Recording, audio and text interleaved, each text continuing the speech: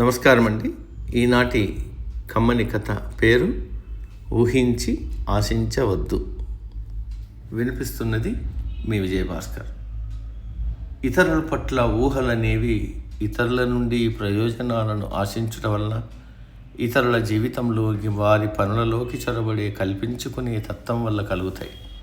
కాలక్రమంలో ఇది వారిలో అసహనము, చికాకులను కలిగిస్తుంది. మనతో దగ్గర బాంధవ్యాలు కలిగిన వారి మనస్సులలో ఇవి ద్వేష భావనలు, కలహ భావనలు, అసహ్య భావనలు కలిగించి పెంచుతాయి. వారి మనసులలో శాపనార్థాలు పెట్టే అంతర్ముద్రలను కలగజేస్తాయి. శాపనార్థాలతో కూడిన మనోతరంగములు ప్రకృతి ధర్మమైన కారణ ఫలిత నియమమును అనుసరించి అన్యాయ ప్రవర్తన చేసిన వారికి మొదటగా అనారోగ్యం, యాక్సిడెంట్, ఆవేదనలు కలగజేస్తాయి. అందువల్ల స్వప్రయోజనాలకై ఇతరుల జీవితాలను శాసించాలని ఊహించవద్దు, ఆశించవద్దు. వారి జీవితాలలో కల్పించుకోవద్దు. అనవసరమైన ఊహల జోలికి పోకుండా ఇతరులకు సహాయాలు చేస్తూ జీవించటం వల్ల మీకు ఎల్లప్పుడూ సుఖ సౌఖ్యాలు కలుగుతాయి.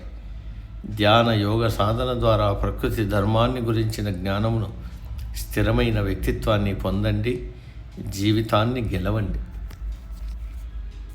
समाप्त।